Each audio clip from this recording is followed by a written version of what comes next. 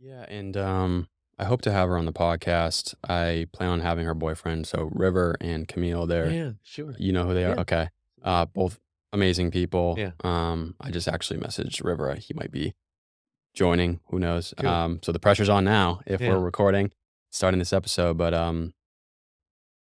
yeah, she is just a. She's just both of them are just very wise for their age, and she released a Substack episode, and, I didn't go too in depth within it. It was actually she released the episode, but then she posted an Instagram about it, so she The was Instagram post I saw. yeah, it was Yeah. really cool, She's utilizing, the tools that, based on her what's expected of her, people might think that she might be avoidant of such things. Like, "Yeah, but I'm also a professional. I need to do well, whatever makes things better for, yeah, my at existence." the same time, they've both been discussing and they're public about their romantic Yeah. relationship, and so, like, clearly they both love each other very much, and they want to be able to, um, have more time with each other. So AI can help you with that. Yeah, So can't argue that one. save time from uh, the administrative, tasks that you have for your business, and Yeah. so I hope to do that too, and we were just discussing in the sauna how, this is like a passion product of mine, and I'm just trying to get it going, and Yeah. so AI can be helpful with getting the momentum Saving some going, time. Yeah. saving time, so Yeah. Yeah, sometimes I feel like, yeah, that has become my most valuable resource right now is time. yeah. And that, with trying to start new things, everything takes a little bit longer, and so, yeah, if there's things that I could do to automate my existence or, I mean, it's not that I'm opposed to it, it's just that when something like that comes out, it comes out so hot and so fast, and so many Well, people are gonna be yeah. so reliant on so many. I'm like, I don't know. I've been around 40 years. I feel like I had a pretty good handle on Yeah. how things be working. Yeah, same. So Yeah. we're almost exactly 10 years apart. April Oh, yeah. April birthdays, Yeah, yeah. baby. Oh, by like a week, huh? Yeah. So Yeah. happy belated. Thank you. Yeah, it was a wonderful, wonderful day. Yeah. Yeah. And I'm excited to have you on. So I think for just like context for any of the listeners, um, and I've expressed this with my buddy Hutch, episode's coming out in a couple of days. The flow of having podcast guests has been very organic and very, very smooth with just finding people here at Squatch in Austin, Texas. And you approached me the other, like just a couple weeks ago, and we just had a really good conversation. And um, I really enjoyed the light that you shine. So something that came to my mind when I was in the hive, Mm. showering from our sauna session, I was just really, just within the flow of my consciousness, it was just like, you are having people on your podcast guests so that you can expand their light. And, people all the time, whenever I say, oh, I'm doing my podcast, they ask me, what are you talking about? What are you doing? What's the name of it? And I'm just like, all Yeah. right, what's my name? Yeah. And I don't really know what I'm talking about. Yeah. I had no plan to have you on until just a couple weeks ago or a week and a half. And so it seems to me that um, I think I have a skill for, well, one, I think just being good with following my intuition and also being open and vulnerable. And you are also open and vulnerable, which takes a lot of courage. Um, Sometimes people do it from, a different angle. And yeah, I mean, just being as vulnerable as you've been, but also just open and you're very, very creative. And so I'm very happy to have you on and just to talk about your journey of life. Yeah. Thanks, man. The vulnerability part and then the courageous part, I suppose I'd like to speak on that.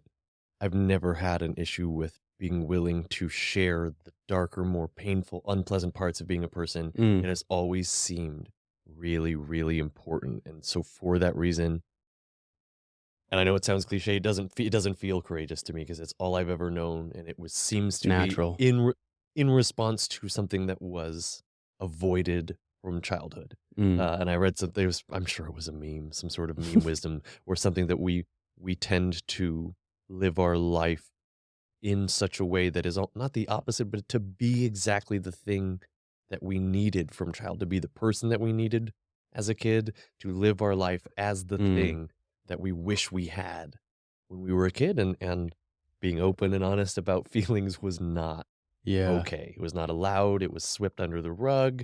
You weren't like you had to pretend everything was fine all the time. And as a kid, you don't know any better, and so you just do it. Then as an adult, you start to have these ideas.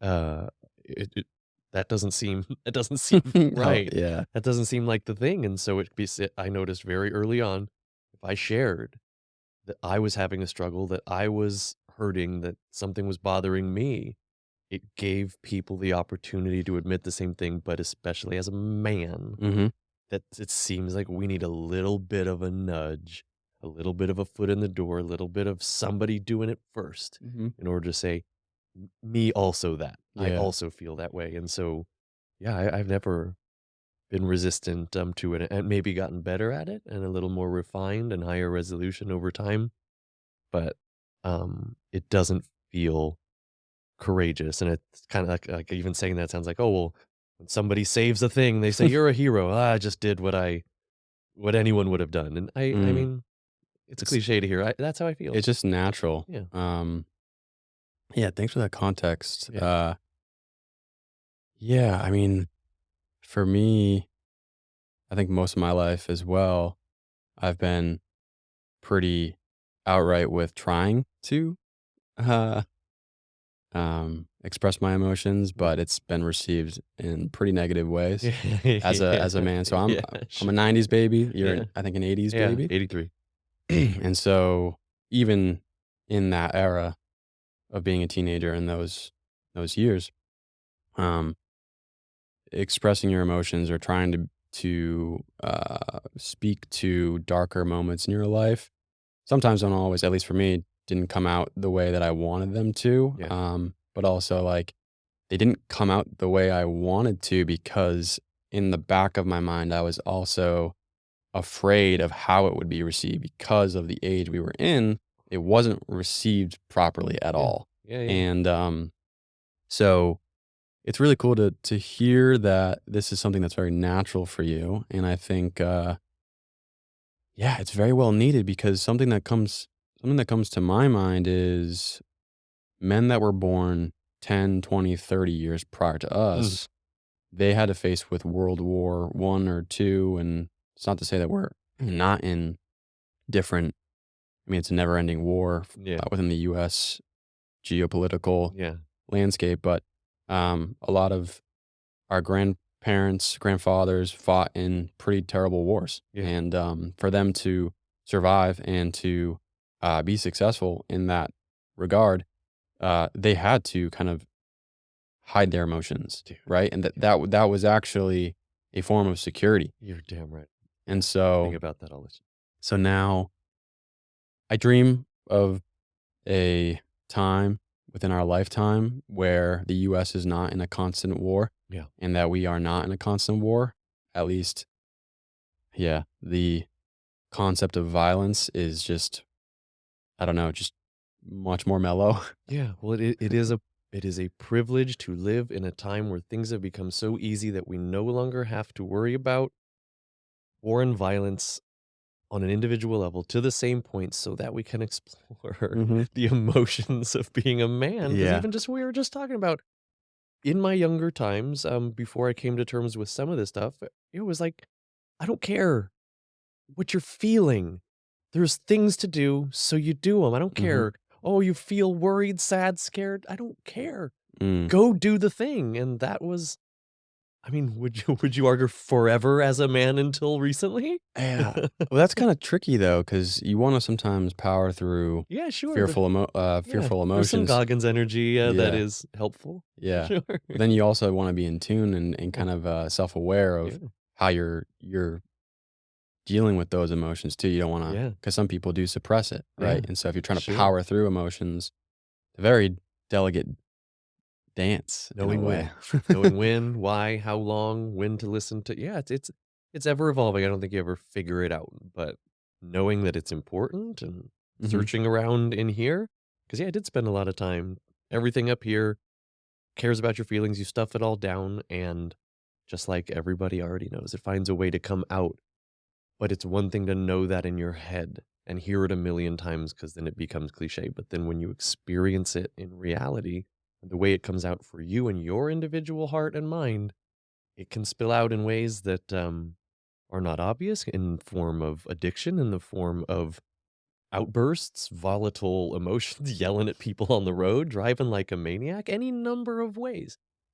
But as soon as you start to come to terms with that and see where your role is in your human expression of your emotions and to come to terms with your heart, Mm. like it not only is it important, but it does feel newer culturally for a man to do that, much less for a man to talk about doing that. Mhm. And that's what has really been transformational for me is to now live in a time where this stuff that always felt important, but like you said, even though we're 10 years apart, wasn't much different in the cultural expectations of a man, that now it feels like culturally we're a little more open to the importance and the value of dudes sharing that sometimes they actually don't know everything. And Yeah. everyone's always known that, but Yeah. to talk about it and the fears and the pains and the difficult parts of that, um, I feel if I can do that, I don't feel I have some sort of special gift other than the willingness and maybe the ability to do it, but like I don't feel that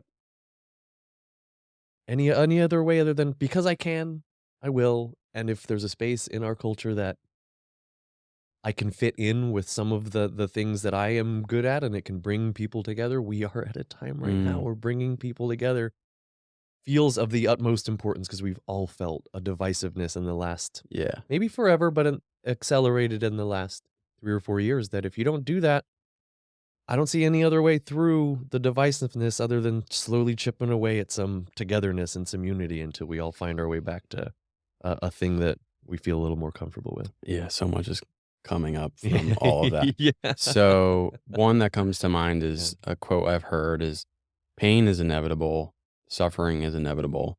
You can choose how you suffer."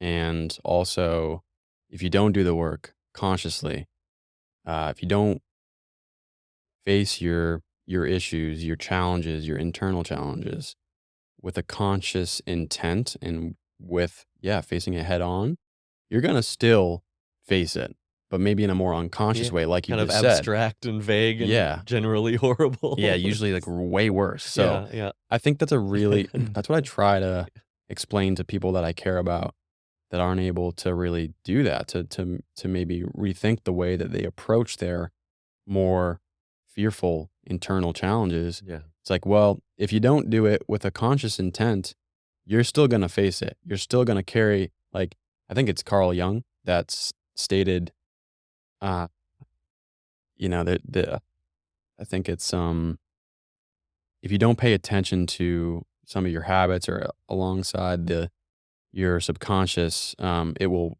run your life. Yeah. Yeah, It it's like background noise of just existential dread or just, anxiety of unknown origin. Yeah, and, Yeah.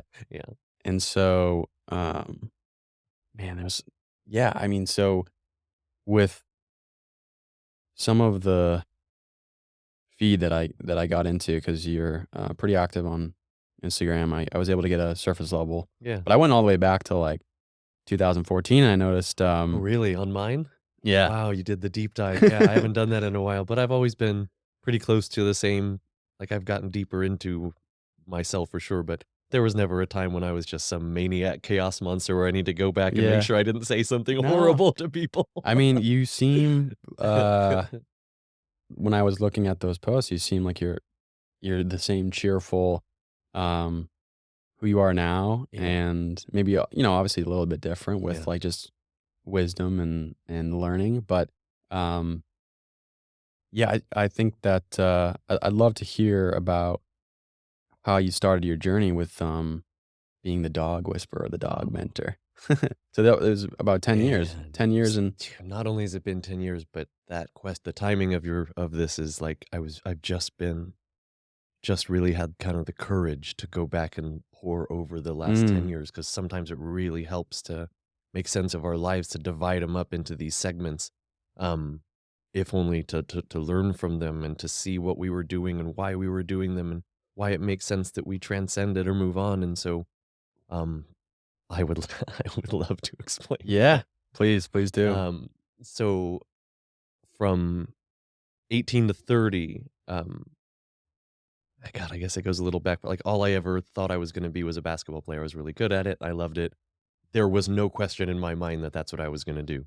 Um, I hurt myself when I was 18. That became no longer an option. And so not only did I fall into drug addiction, for the ensuing 12 years, it was also exactly what we were just talking about a moment ago, that if you don't choose, if you're not present and thoughtful about your choices, you just get the dregs of what's available. You get what's left over. And Mhm. so I didn't, since I didn't do basketball and I didn't have another choice, I'm like, oh, well, Starbucks in 2002, it seemed like a reasonable retail job to get. And so when I was 18, that was fine.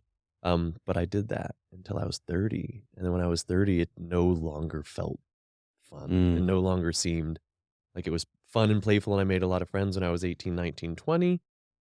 And by the time I was 30, it felt sad. Mhm. And it's not to say that if you work there that it's sad. It's that for 12 years, I was like, I know I'm really capable of doing a lot of great things. This doesn't feel a place where I can get into that.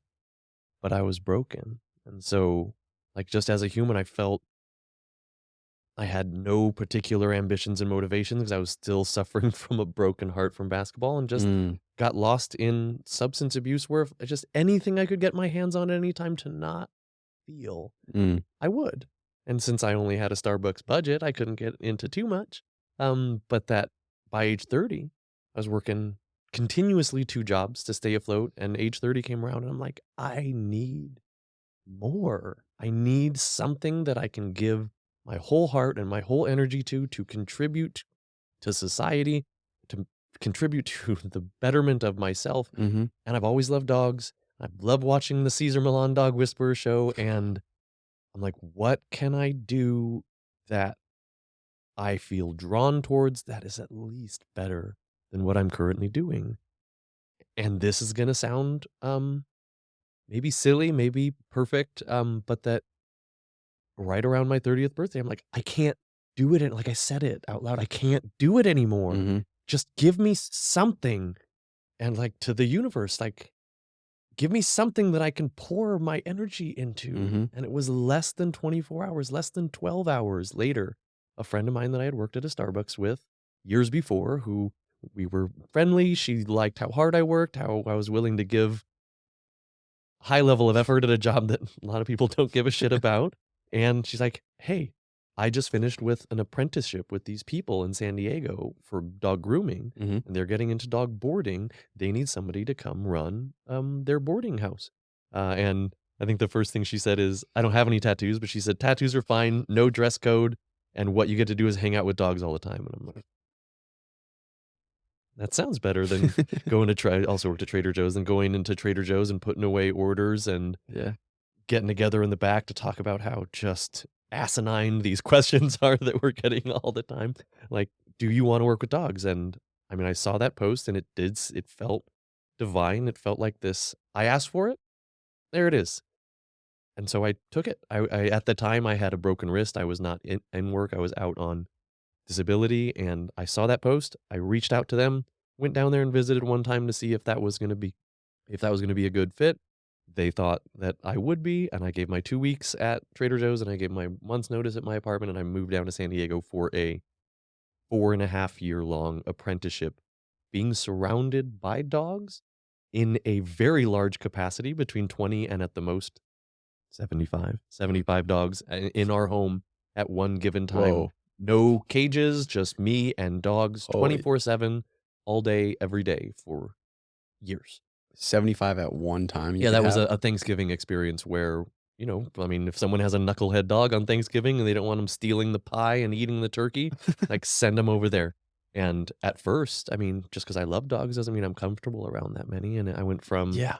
it was a reset to 0 in the kind of like what I'm doing right now. I'll Mhm. start everything over, and I remember at first, like, there were times around that many dogs when, like, I had to step out of the house. There's 20 Mm. dogs around. I'm like, "Are they gonna kill each other and myself?" And then from the people who were, I would call them my mentors, they're like, "You can't be in the house with that kind of energy. If you're afraid, if you're crying, if you're gonna start fights, you're gonna create problems in this dog pack. If you walk around with that kind of Mm. anxious, uncertain energy, they look to us for information. If you seem uncertain, they know it makes them feel uncertain and there's Wow. problems." And so it caused me to both, over time, get great at a skill that's really valuable, but to learn how to Yeah. focus and harness the energetic part of being a human. Because as much as we consider ourselves, a lot of people, separate from nature and separate from animals, because we can outthink it, just an animal, man. and Mm. and being able to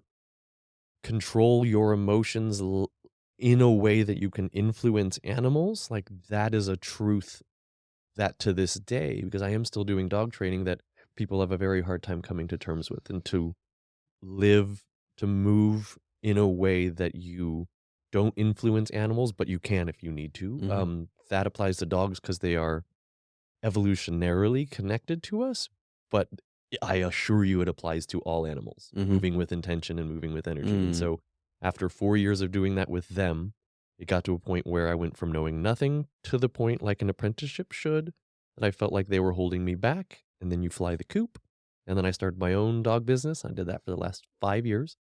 And then it got to a point where between COVID and just a bunch of stuff, Mm. I've started to get a little burned out. It's 24/7. They're in my house all the time. Okay. I got burned out, and I decided I wasn't gonna do it anymore, but, yeah, and then I came out here, but yeah, it was a whole evolution of starting as an absolute beginner, and like that great, Miyamoto Musashi line of it from the Book of Five Rings, "Once you understand the way broadly, you see it in all things," and learning how to go from 0 to top tier professional in dog stuff. I'm like, "Oh, now I see how it works. Go be a beginner, go be uncomfortable, Mm.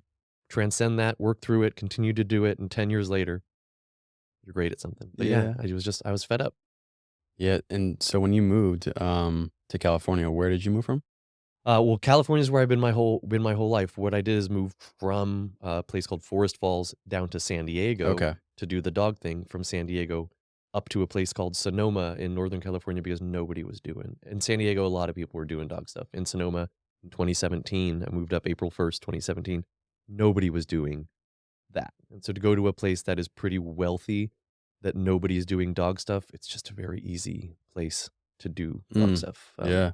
Yeah, like to make money, and also just it's a beautiful town to just walk around, walking packs of dogs, training dogs, boarding dogs, etc. It's a beautiful environment to do that in. It's wine country, right? You better believe it. Yeah, Yeah. yeah, it was beautiful. It looked beautiful in the pictures. Yeah, and so that, to take a very long experience and boil it down, that was pretty much it. I got fed up with not doing things that I know I could do better, and one day said, "Lay it on me. I'm ready for the next thing." They're like, "Well, this is better than that." Yeah, you're damn right. And so I did that. Man, yeah, it's very interesting. I actually made a note of one of your posts being, uh, relating dogs to being the keen observer of the human experience. Oh, And more than humans are. that's very true, and, I really that post just kinda hit me. Mm, Um, and also as I've grown older, getting into certain phases of my life, darker phases, but when I was a kid, I was always like everybody I got comments, from family members, and they were stating that I was really good with kids mm, and also good with pets, mhm. good with dogs. Yeah. And, but then as I got older, not really. I mean, I've always been good with dogs. But here and there, what I've been able to assess is that if I'm in an anxious state, they can read it. Oh, yeah. And I think it's due to the fact that I've been on my own self improvement journey and I've Mhm. been more self aware, more conscious of my own habits. Yeah. And so I'm more conscious of when I'm in an anxious state. Mhm. And so if I'm around dogs and I'm anxious, Yeah. I now have been able to see that they can read that. Um, and so I really like that post because it just is a reminder for everybody that's reading. that dogs are most dogs are better at reading your body language than you are. All dogs. All Not dogs most. are. All dogs. All That's dogs. what they speak. We speak words, they speak intention and body language. So Mm, that's what they know more than anything. And so how we use words, try to use it on them. If our words and our energy and our body language and our intention, if they don't align, our words don't mean a mhm, damn thing. mm, I could be around a pack of dogs a month at a time. I could deal with anything that comes up without ever saying a word. They don't use words with each other. mm, So I speak fluent dog, but that does not have anything to do with words. That has to do with your energy, your intention, the way you address a problem. And like I'll play with that with people sometimes where I'm like, listen, this isn't how I would deal with something with you. But if a dog were about to cause a problem, I'm like, hey, absolutely not. You're not doing it. And like, I would never talk to a person like that because I can use my words. yeah. But you have to match your energy and your intention with a dog. Because if you say no, no, you're not. No, no is an energy. And if Yeah. you don't match it to Mm, your words, then they don't give a shit. And so yeah, no, they all dogs understand our intention and our state of mind and our feelings better than we do because even if you lied about it with your body language, and if you lied well enough to convince a dog, you're pretty good at it, they can smell how you feel. mm, They can smell how you feel, and that's something that is undeniable, where if you are moving towards them and you are not feeling too confident about it, and they can tell, and you're like, "No, I'm not afraid, I'll pet you." And they're like, I am not interested in what this person's about to do. So yeah, they're honest, not because they have a choice of being dishonest or not. It is their nature, and so it's not like they've honed some skill of honesty. We can just outthink and we can do whatever. They wear their hearts on their sleeve, mhm, like the way a human might call themselves an empath. It's like, mhm. yeah, some people are more sensitive to that. Dogs just they are that. Yeah. They are that all of the time. They can tell what your intentions are by how you move because in the wild, that's all you get. No words. Mm, Yeah, dogs are better at all of that. Yeah, yeah. absolutely. So within that 10-year period, you had a post of a dog by the name of Tukey? I mean, the chills just hearing it. Yeah, Tukey is a special, He's an a real outlier. a fascinating creature. Yeah. What Could about you Tukey? talk to, or speak to how Tukey was more of an outlier compared to the hundreds or even thousands of dogs you Yeah. All right. So, she was a leader of dogs, but had some sort of a switch flipped where it could have been that somebody played with laser pointers, where she very much chased anything, any shadows, any reflections, anything that moved like that. But also, she did not show the signs that other dogs do before they decide to hurt another dog. Mm, Like you can watch dogs interact with each other, and you can tell, you can feel the tension. A lot of times, it's in um, not moving. It's in stillness that you can tell they're about to cause a problem.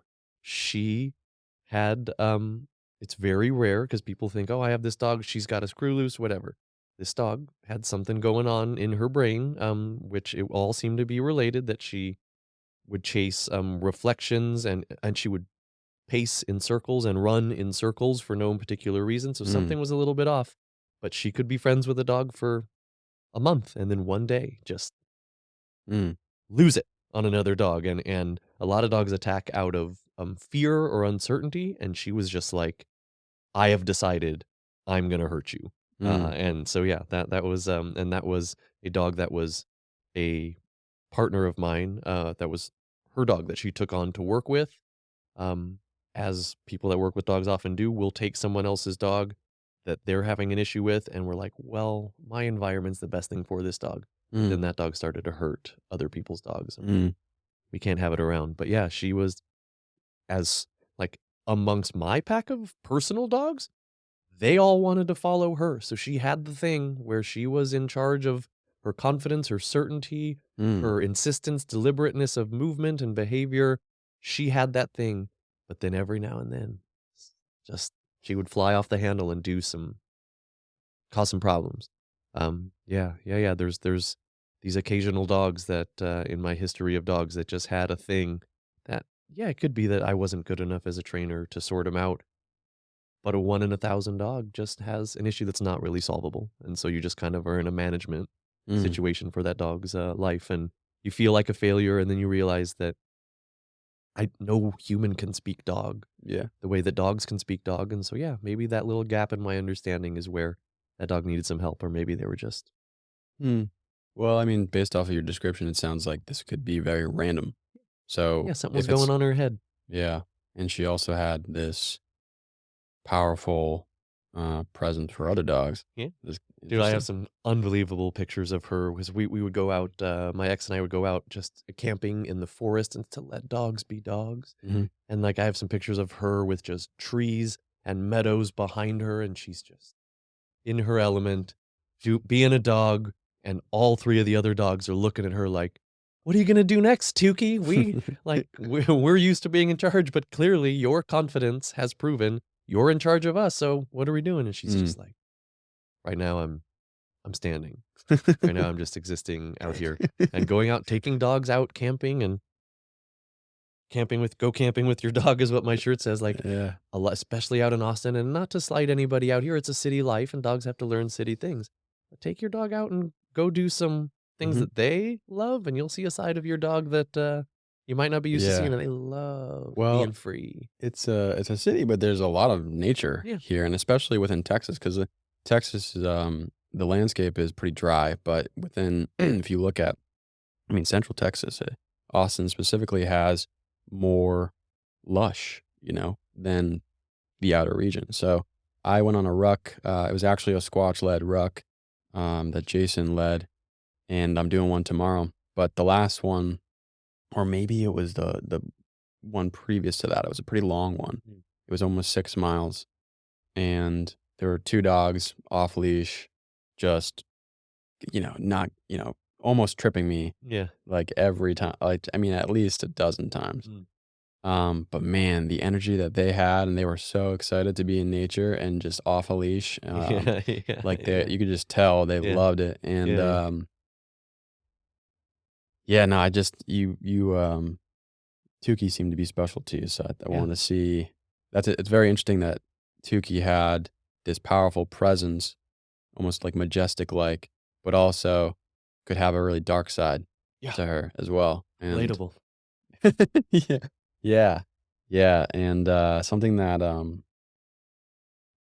yeah, something that comes to mind, that I want that there's a quote that you had. You have so you have an amazing eye and skill with photography, and at the same time, you have this capability, almost a poet, like a natural poetic skill as well, of just expressing life from your perspective, elegantly, Thank you. and yeah, it's a pleasure following you. And one of the quotes you had that kind of stems, or we can relate this to previous conversation, was hiding from suffering is a short-term solution with long-term negative effects. And yeah, maybe Tukey was every once in a while just not dealing with those suffering or Yeah, whatever. so But something was definitely going on, and what felt like it made her even more of an outlier. I wasn't the only trainer that worked with this dog. We mhm, pooled our resources, me and my partner at the time, who also trained dogs. Like we pulled every tool out of our tool belt to help this dog, and um, didn't seem like it was in the cards. mm, Yeah, yeah, yeah, yeah. That's so you're starting dog walking now here in Austin, right? yeah. I mean, I've been doing some training and some staying at people's. I guess like usually I would call it boarding when the dogs are staying with me. I guess it's house sitting, Hmm. pet sitting when I'm Yeah. doing it at their house. But I did it with Michelle's dog Nico from over Mm, at Squatch, and then if you yep. know Ross Man, I'm Yeah. staying at his place next month to watch his dogs. And yeah, I'm just easing my way back into the dog world because there's a lot of dogs out here, and Yeah.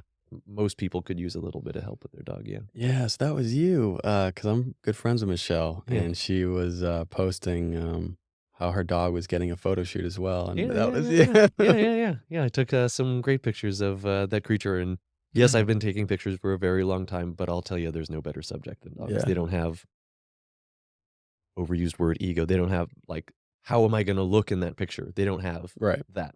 And Yeah. so knowing how to interact with dogs and knowing how to get their attention for a picture, they're never gonna come around and look in your picture and be like, "I need a different one. Can you throw this filter on?" Mhm. Whatever. And so they're just absolutely wonderful subjects, great Mm. subjects, dogs. Yeah, That's great that you're getting back into it. feels nice. When you were in California, looked like, you dealt with a pretty rough California fire. Oh, yeah. Yeah, I saw that, and, was wondering, well, I've actually never been to California. One, um, I'm from Massachusetts, Okay. so it's a different world, Yeah. but here in Austin, I can see how the heat and the dry climate can cause these wildfires, these natural wildfires, Yeah. and I noticed you posted about a pretty detrimental one. Alright. Yeah, so in 2017, that was October, maybe 10th, maybe 7th through 20 somethingth of, 2017. I had only been up in Sonoma for 6 months, and there was it's a very lush area, but then it gets dry end of summer, October, Mhm. and PG&E had, there's just trees everywhere. There's a lot to manage when it comes to fire harm reduction, and so there was a really windy night, knocked over some power lines, started a fire that was one of, at the time, since been overtaken, one of the most devastating fires that California has ever seen, Mm, and, a lot of people felt, like it wasn't gonna happen to them, or they felt invincible from that because it hadn't happened in their lifetime. And yeah, it ripped through the city of Santa Rosa, which made its way over to Sonoma, and it absolutely devastated the area.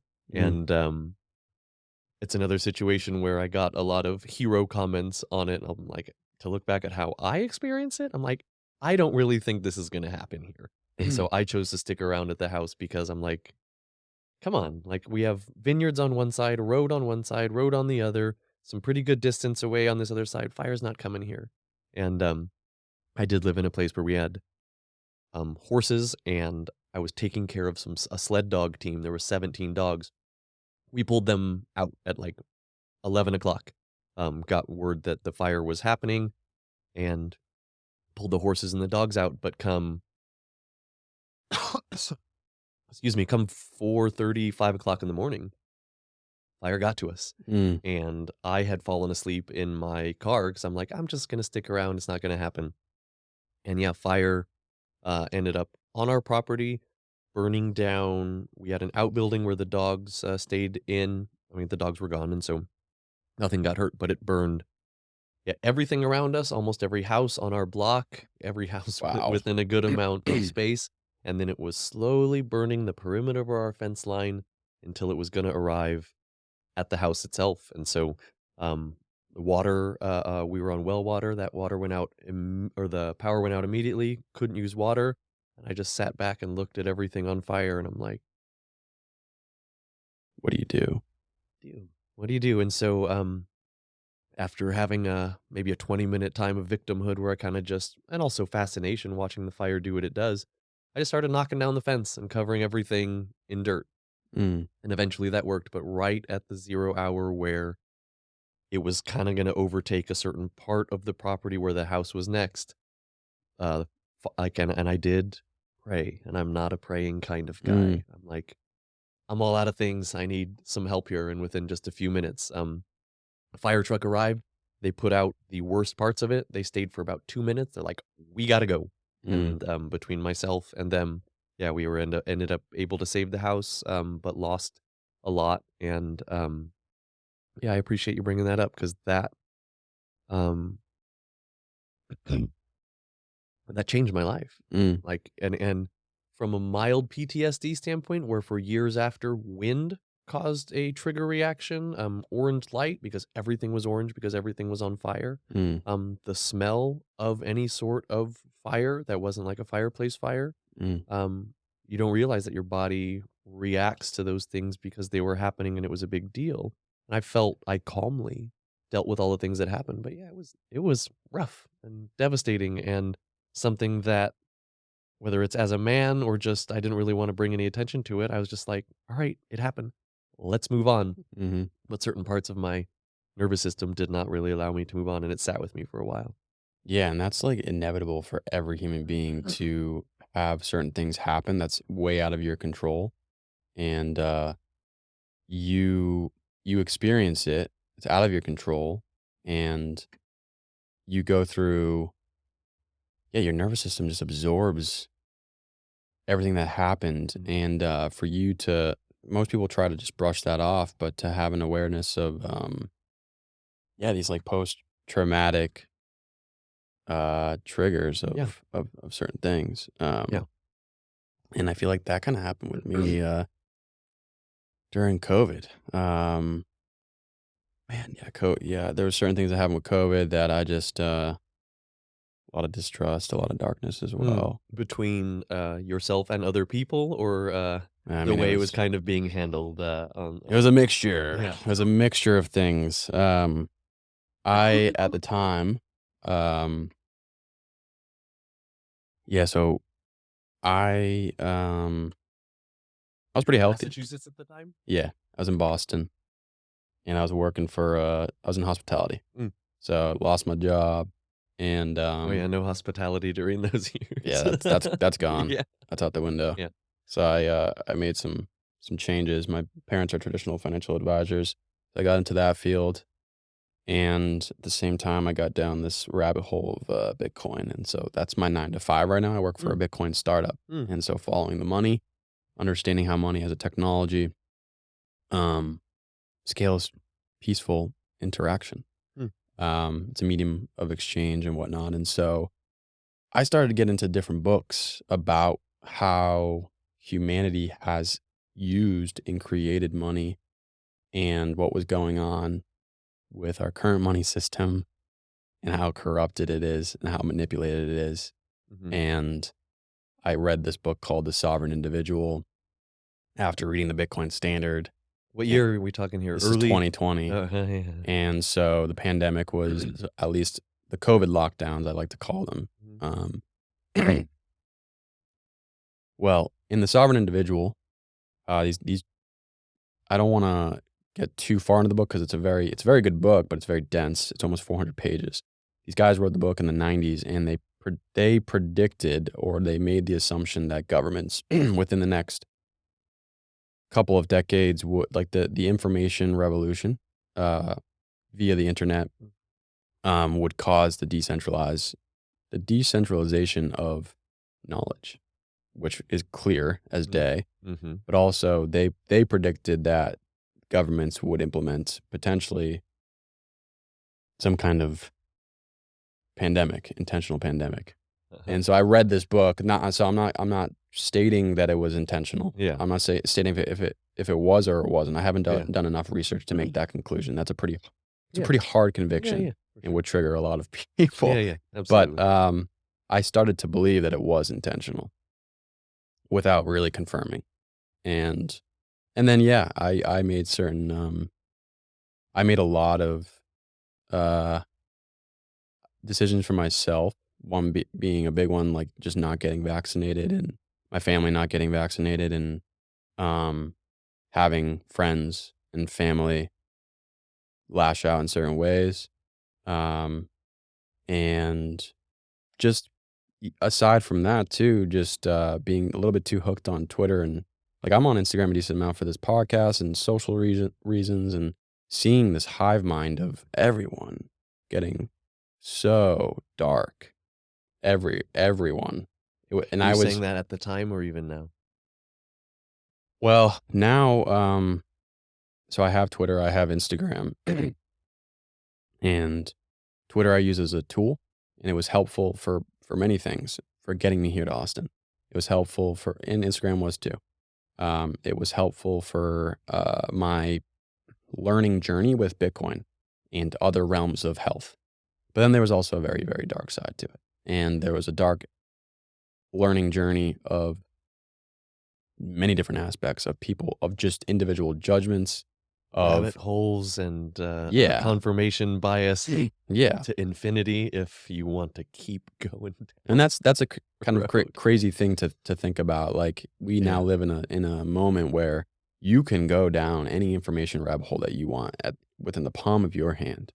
And so my current who I was as an individual was a little help. I felt helpless, kind of. I was like 25, 26. I'm 30 now. But I was single, no kids, lost my job. I felt like I was in a still good momentum though. I was Mm. making a good momentum. Mm. Um, so I'm glad that I was in that momentum prior to COVID because I can see how other people that are in a bad momentum can just tumble Yeah, down even more. sure And can. I saw plenty of people who were very healthy, in a good mind state, just so many people tumble. And it was really odd to me. I was like, what is going on? It was like something that I quoted in a with the other Noah from Squatch. Yeah. I had him on, and I what I stated was there was what I observed was this transformation of a hive mind of outrage between politics prior to 2020, just got crazy with Trump, and then it transformed into COVID. And whether you're vaccinated or not vaccinated or Like a rage bubble that this was just existing where yeah. looking for a place to throw it at. It's a gr gr Yeah, it's just this yeah. rage bubble that, like, Yeah. transformed and, Yeah. um Cloud of discontent. yeah, and so, I'm pretty grateful for where I'm at, and I don't have, like, a very large family, and my parents and my closer family, we're all pretty much at the same frequency. Mm. We understand what's going on, and we have similar ideas, right? And we push back on each other here and there, but for the most part, we agree. Whereas, like, I have maybe a friend, well, he's not really a friend anymore because I Yeah, don't talk to him ever. yeah. But yeah, because I made a certain decision in his eyes, it was selfish. And so, anyways, this kind of just happened all across the country and the world. Right. And yeah, I guess the reason why I bring this up is because some of your more recent forms of expression on social media has been about this, right? And I think the beauty of us running, the divine timing of us running in, the serendipity that we've been talking about, is that prior to me um, going to Costa Rica for this ayahuasca retreat, I was feeling this kind of natural progression of my health, of just not really having it, like the frequency of having alcohol was going down pretty naturally, barely having any of it, uh, slowing down my caffeine intake, working out, sauna, ice, all these different modalities, and just being in tune with all of that. Yeah. And then I've stumbled upon this little botanic, this botanical, Wellness tonic? yeah, this wellness tonic, Yeah. and I saw it through different podcasts, and so I saw it at I mean, it's sold everywhere, or well, not everywhere, but you can find it here in Austin in multiple Pretty areas. omnipresent. Yeah, and it felt really good when I took it. It's kava and kratom, but what's interesting is that I used it because I was like, oh well, I'm not drinking at all. I'm Mm. pretty healthy, like by American U.S. Yeah. standards, and if I want to go try this out for like social work gatherings, Yeah. it felt pretty good, and Yeah. then It's a nice alternative, made you feel good. yeah, and I even asked, some people, like, "Is this okay to take prior to, ayahuasca?" Because you wanna be kind of Mm, intentional and mm, mm, purify your mhm. your intake and consumption levels when you're about to progress Yeah. into this psychedelic, Yeah. experience. Oh, yeah. Um, and, yeah, I was like, "Yep, this is fine to take," It's and, natural. uh, so I slowly started recognizing because I bought a 12-pack, and within one, there's a half serving. And I mean, I went from straight half serving to full to a full tonic, so that's 2 servings, to 2 of the tonics is 4. Yeah. And because it was this wellness time, in the concept that I had adhered to subconsciously was like, well, this is marketed as a alternative to alcohol, to, just being a healthy thing you can take, right? Yeah. And I liked how so you've gotten into this. You've clearly had a pretty dark experience, and you can share as Yeah, much as you'd like, but it's transformational. yeah. And so, uh, you said something in one of your posts, like, "This isn't, matcha. This isn't, like, the Moringa powder. moringa powder." Yeah, that is how it's being marketed, yeah. Yeah, and so, um, I could slowly, even though I was from all angles, I was a pretty healthy person, and I was pretty proud of myself. I was, like, a month prior to the ayahuasca tree, I'm like, "This doesn't feel good. What is going I on mean, here?" probably at the time it feels good, but the Yeah, but the pull to the it, pull, yeah, feels off, there's a sure. pull, and Yeah, so anyways, I stopped taking it 2 weeks prior to the ayahuasca retreat, just it's like, "Yeah, whatever," and then I yeah. came back, uh, and I had a couple more times, and just recently, I went to a place where they sell it, and I got a massage, and I went over and I stumbled over and I looked at it, and I was like, this energy of like, "Do I want it?" Not knowing that you went through your experience at all, and we had already, solidified a podcast date. I Mm. had no idea. So it's like this energy of, or I don't even know if I call it energy, but like this serendipitous moment of not Yeah, knowing in my own conscious mind that you had gone through this, but this energy to say no to it for like one final, like this is it. Like I don't want to do it again. I thought was very interesting how, and I've had conversations with my buddy Alex Hardy. We just talked about these serendipitous moments and these abilities. Like he went on a meditation retreat and like thought of someone, and then that person reached out, and it was like 7 years since they last spoke. So, anyways, what I'm saying beautiful moments. is like this, there's to the human mind, there's this unconscious power that I don't think we truly understand, Yeah, and seems to be true. yeah. So I think it's a blessing that we've run into each other at the time in which we did. And we linked through a post of my expression of ayahuasca. Yeah, yeah, that was the first thing that I saw, like, I had heard your name, I'd seen you here, and then I checked out your Instagram, and that was the only thing that I saw, and Hmm. just the way you spoke about it, I'm like, "Well, we got something to talk about," and you never really know where that's gonna lead, but also on the topic of energy and intention that while, we're all expressing ourselves moving through the world, that there is something that you can see of somebody, much like working with the dogs. You can see somebody's not 100%, but someone's energy and intention with the way that they're doing things, and yeah, just hearing your conversation on your experience just made me wanna have a real in-person human conversation Yeah. about it and see where it took us, and Yeah. clearly it's been very pleasant, yeah. Yeah. Yeah. So I'm very grateful to have met you and to continue this journey. But I wanted to get into this kind of darkness this darkness you faced with this specific wellness tonic. I would And be honored to share about the darkness and the wellness. Yeah, man. yeah, Yeah, you want me to just run with that, or do you have a sure. specific question about any No, of just it? run with it. Alright, I feel like a lot of my stories need a little bit of context leading up to them for it to make, sense, so in my own way, what you're describing in 2020, and what happened soon thereafter, I can relate. It was a time where we didn't really know what to expect. There was a lot of uncertainty, leading to eventually a lot of divisiveness, and we as individuals felt like we lost a lot of control as far as how we lived our life because there were uncertainties and then rules being imposed onto us as individuals Mm, that during our lifetimes not something that we've experienced so much to come back like at the start of this conversation. It wasn't a war and it wasn't something horrible, but for our generation it was the closest thing to something that was a little bit outside of our control, where rules, be them arbitrary, had to be imposed unto us. And when you put pressure on anything, you get a different experience than when it's just moving through the world organically. An animal, um, a human being, that we got the squeeze put on us. And I'm not gonna categorize it as good or bad. At the time, it was new. There was a lot of things that we didn't know.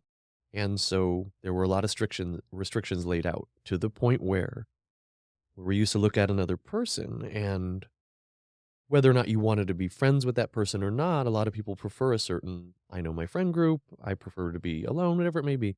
We didn't look at other people as your very existence in my 6 foot bubble could kill me.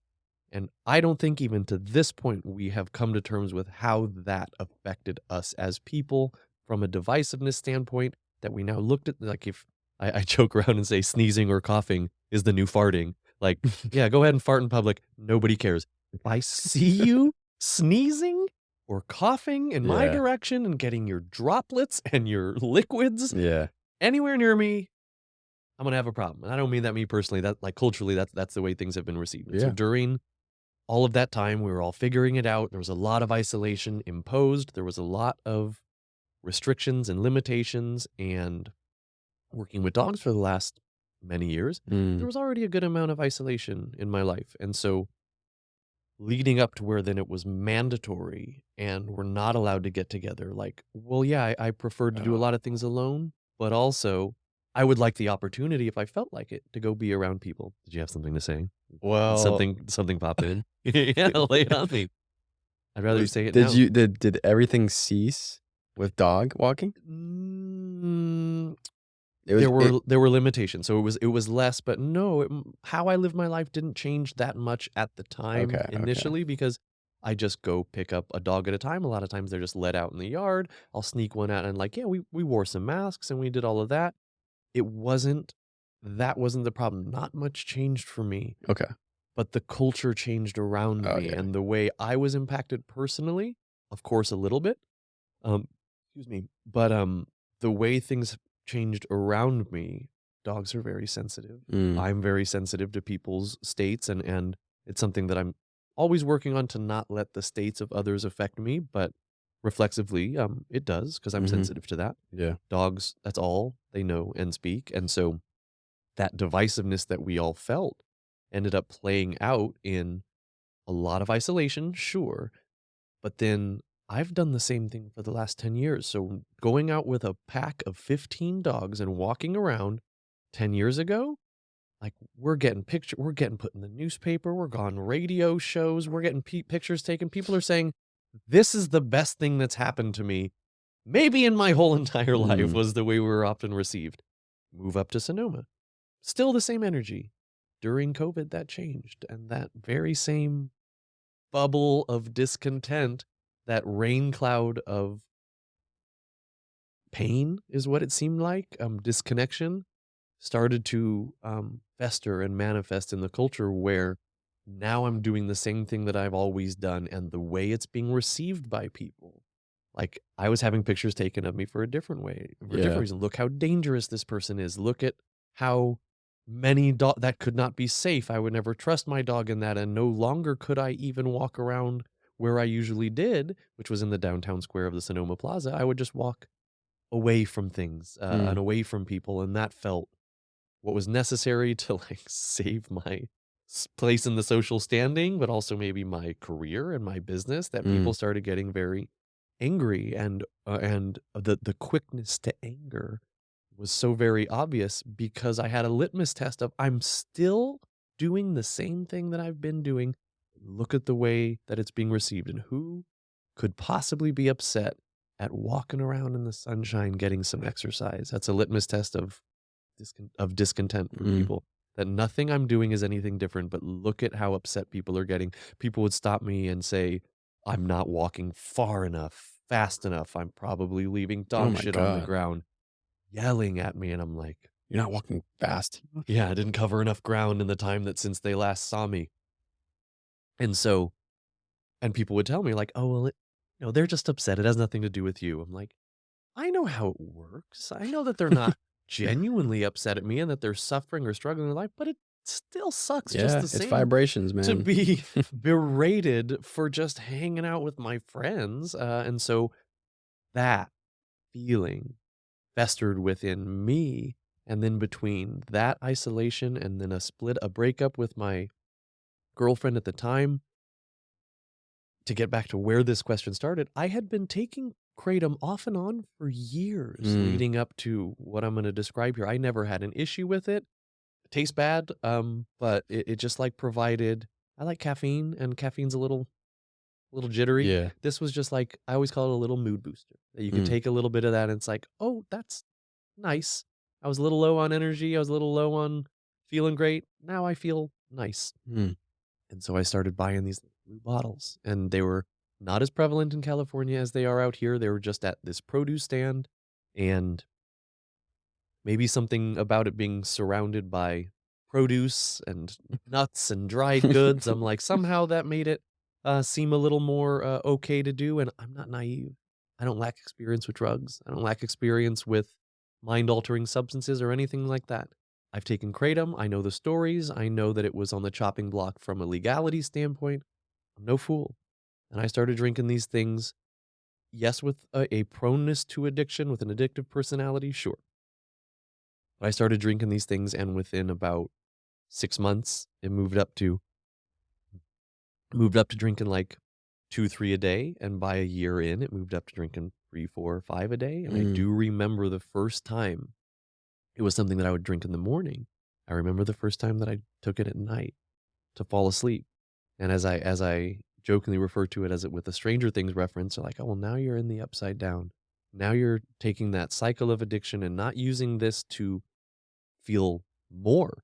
You're using this to get you back to baseline, to get Mm. well." And that I knew I'd be in for it, at that point, not knowing the severity of Yeah. how much that would be true, but I got up to, yeah, 5 or 6 a day and then kept doing that for a while, and over the course of about a year and a half, I lost about 40 pounds. I started to have, some liver-related issues that showed in my skin complexion. I still have this kind of red broken blood vessels across the bridge of my nose that seemingly stemmed from that. And so it got to a point where with my partner now, like like she was not there for much of this process, but we were getting together and I'm like, "Hey, I have this issue. I've been taking this stuff. I tried to stop. I don't think it's going to be simple to stop. I think there's going to be a withdrawal period." And so we scheduled a vacation, and leading up to that vacation, I started to taper, um, down with this product called MIT 45, which is a kratom concentrate that I would just start taking. Like, I could feel that this was gonna be severe. I underestimated the severity, though. I could feel it was gonna be severe, and so I started taking MIT 45 out of a dropper to see if I could reduce the quantity and then spread out the time frames with which I was doing this, because I could tell, even though this was legal and bought at a produce stand, that I was in for it. And when it came down to stopping completely, it was the most harrowing experience that changed my life in the way that nothing else ever has. And um it was the most brutalizing and uncomfortable experience ever. So I tapered down, went to Utah. We were gonna go have a nice little vacation. I told my lady that we were gonna, there might be a couple days where I'm not the guy that you're used to, and she could see, that it was, a problem for me, of course. Um, but then when it came down to going cold turkey, uh, I spent 10 plus days in extreme, acute withdrawals, that being no sleep that I can remember. There may have been pockets of 10, 15 minutes of sleep, no food, nonstop pain and discomfort, and a feeling of dissociation, and the single worst symptom called akathisia, which is a common withdrawal symptom of benzodiazepines as well as opiates, which is, I mean, this is a good, sometimes one's foot falls asleep like this. And so I would compare akathisia to like when your foot falls asleep and you get those pins and needles, it almost feels like electrical charges going Mm. up your body. That it would start as like this little like ticking of the foot, but it would only manifest when I would lay down and try to sleep.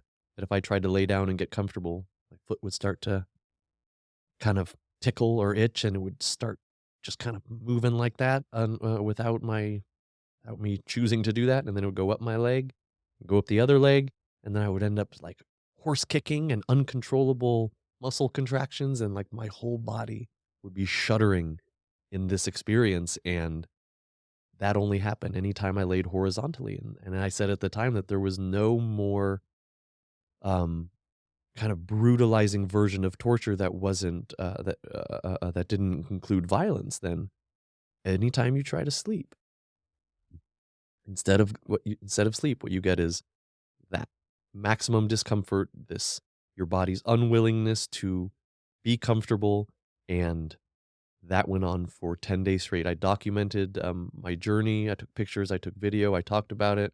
I started trying to take like CBD because I was in Utah and there was pretty limited options. Like in my home, I have like a apothecary, a pharmacy of things that I could use to try to deal with this, but I was away from that. Mm. And so I started that process at like 138 pounds. I had lost about 35 and ended it at like about 125 pounds. And on my 39th birthday, I was in the deepest shit that I had ever felt, and I had found a way to lean into a corner at a 45-degree angle to get some sort of sense of relaxation. Um, because I couldn't lay down horizontally where that feeling would happen. And I remember on my 39th birthday, um, my fiance came around the corner, sleeping at 6 in the morning. She saw me leaning into the corner, and right at that moment, I fell down onto the ground. And that was for her to watch me go through that. There's limitations on your tolerance of watching somebody that you love suffer too. And I fell down to the ground and she was like, that is it. I cannot watch you do this. We need to go to a hospital. We need to go home. We need to go do whatever to address this. And while I sympathize with that feeling, I'm like, listen, I drove us down here. If you would like to leave, I'll get you an Uber to the airport. I'll buy you a ticket home. But while this is a situation I got myself into, not for any sort of masochistic way, but like I do see the value of moving through this on my own, because I can tell already that this level of suffering is going to provide, like Napoleon Hill said in Think and Grow Rich, every failure has with it the seed of an equivalent benefit. I'm like, I could see in that moment that if I'm going to suffer to this degree, as long as I make it through, the equivalent of that experience is available on the polar opposite side if I can just make it through. And I said, listen, you're welcome to go, and I understand if you need to go. I have to finish this. And that maybe instilled another couple days in her. And so that day, I got a vitamin drip that provided like an hour of relief. And then the next day I reached out to somebody. And from a synchronicity standpoint, she lived just down the road. She had one dose of NAD left, which is a nicotinamide adenine dinucleotide. It's gotten very popular. Joe Rogan is partly responsible for that. Um, it's a very uncomfortable IV drip that kind of just grabs a hold of feels like your solar plexus as it's going in, but makes you feel great and repairs cellularly from the inside out. And I'm like, well, I've heard good things. This lady down the road has it. I reach out to her. She was away that day, but she said she has one dose left. She was gonna use it on herself the following day, but it sure sounds like I need it more than she does. Her name was Shayna of Desert Healing Vitamins. Thank you, Shayna. Feels like you saved my life. And so the next day, I white knuckled it for one more day and went to go see her. And for anyone that has taken NAD, it's uncomfortable to take over the course of 3 hours, the way it goes into your body. I convinced myself I have experienced so much discomfort. Flip that roller over, send it through as fast as it goes. And that was not ideal. I didn't realize that like willpower or yeah, your tolerance of discomfort kind of maybe it has a limit. And so I was like, I'm already been uncomfortable for a long time. Send her on in. And that was the last bit that just shattered my everything about me, where I'm like, I need help. So she's fanning me with air, turning the fan on. It takes about 1 minute for to slow your roll, to slow that injection from going in, and 1 minute to even out. and, like, I'm seeing stars, not unlike a spiritual ayahuasca ceremony in its own sort of a way, and I leveled out on that, and while that was brutal and, I'm quite sure I cried for a while there, landing on the other side of that and finishing out the last 45 minutes, um,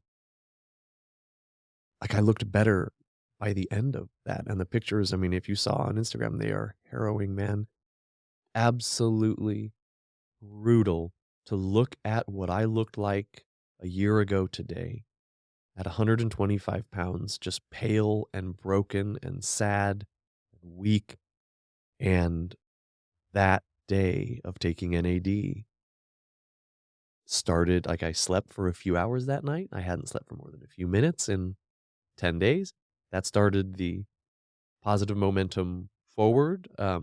The next night, which was our last night on this vacation, which was more like just a harrowing death journey. Uh, uh, I was able to sleep that night, was able to drive back no problem, and it started the recovery process from all that, and I carried that discomfort and pain and I don't use the word lightly, trauma with me, and I wanted to share about it, and I wanted to talk about it, but like a lot of things, I needed a little distance from it to really see what it was all about, and I had already decided to come out here, but that experience caused a shift in my mindset. I hate to say it, that I'm grateful for, and that I figured things out through that process of acute and extreme suffering that didn't feel, I'm sure it's possible other ways, but the way that experience happened, I don't know if it was possible for me any other way, that there were some things I needed to sort out in my life, some things that I was running from, and some things that I didn't wanna look at, that I felt nothing will ever be harder than that, and that's why it is important to put ourselves in difficult situations, and that was not ideal, and I wouldn't have chosen it, and I don't know if I could even do it again, but it shifted everything about my life as far as being so grateful to just be around every day, to feel Mm. I feel good all of the time, and it's not like everything since then has been peachy and beautiful, not that, there's been a lot of suffering on the way, but nothing relative to that do I think is even possible to experience, again, and so I did carry a lot of frustration until very recently about who are the people behind this product, and even at the time I told people about it, they're like, "Oh, we need to get it banned." I'm like, "Listen, I'm the one that experienced this. I don't agree with that. I think people should have the right and the opportunity to, if they wanna put something in their body and it has the potential to cause problems down the road. How long's alcohol been around? How did prohibition go? It's all I advocate for that because I did use it, reasonably and responsibly for a while, but it is being marketed in a way that, I don't feel is right and does feel like it's taking advantage of people, and so I started talking to some people here at Squatch about it and that they're starting to drink it, and Mm. I'm not telling them not to. I just wanna tell them my experience and what happened, and then Mhm. one person in particular I spoke with, and he said, "You know that, um, I know some of the investors for this company." I'm like, "I don't know that. I don't even really know you that well. No, I didn't know that." And he's like, "Well, if he's a pretty good guy, if you would like to speak with him, I do think he would want to hear your story, because I'm sure he's maybe had similar issues with it or noticed some of this stuff, and so rather than my imagination, which was this Scrooge McDuck type character or a bunch of people doing backflips and a pile of money off the suffering of others, which is what I allowed myself to imagine. The guy's like, no, he's he's a super good guy. He would want to hear about that. And so I reached out to this person on Instagram and said, hey, I've had an experience with this product and I think you should know about it. And I would love to meet with you for coffee. And he reached out a little tentatively, like, could you tell me a little bit more about what so I know what I'm walking myself into? And I shared some voice messages with him, just sharing a bit of my story. And he's like, yeah, let's have a chat about that. And so we met at the coffee shop that I work at, and he is a wonderful dude. He heard my story with open arms and an open mind and was very understanding. Would consider him a friend now, and I did tell him that I don't think that it's fair the way this product is being marketed, like matcha or moringa powder and like a wellness tonic. Because since all this experience, I've spoken to dozens of people that have a similar story. And he was open to that. And I did say I am still going to share what happened to me, and that has a possibility to affect the bottom line financially of this company. And it's not vindictively, it's not angrily. I just want it to be Mhm. shared and known what's possible from someone who's not just Yeah. some dummy. And not to say that people are, but like I'm not naive. Yeah. And so that's a possibility when taking this stuff. Yeah, and I mean, I was just expressing, like, my experience with it, so it it did creep up very fast for me, and I'm also not naive to different substances that are mind altering, and, I started smoking weed and drinking and getting into certain things at a pretty young age, so I have embodied, some of the effects of, um, different substances, and so I was excuse me, I was able to recognize pretty quickly that there was something wrong with this. Yeah. That But the more other you take it, the more you feel like you need to take it. And that's a Yeah, slippery slope. that's what I started to experience, and because of I had this kind of specific goal, like, I'm going on a Costa Rica ayahuasca retreat. I wanna be like, my mindset was much more meticulous with everything that I was doing. So if it was not feeling right and I was getting these signals that wasn't feeling right, I'm not gonna do it. Yeah. But let's say I wasn't doing this ayahuasca retreat and I was just going about life in a stage that just seemed like there wasn't any specific goal that was gonna be a pretty life-changing event. I I was yeah, I could see myself going down that route very quickly, Yeah. and, I liked it a lot. I even showed my dad.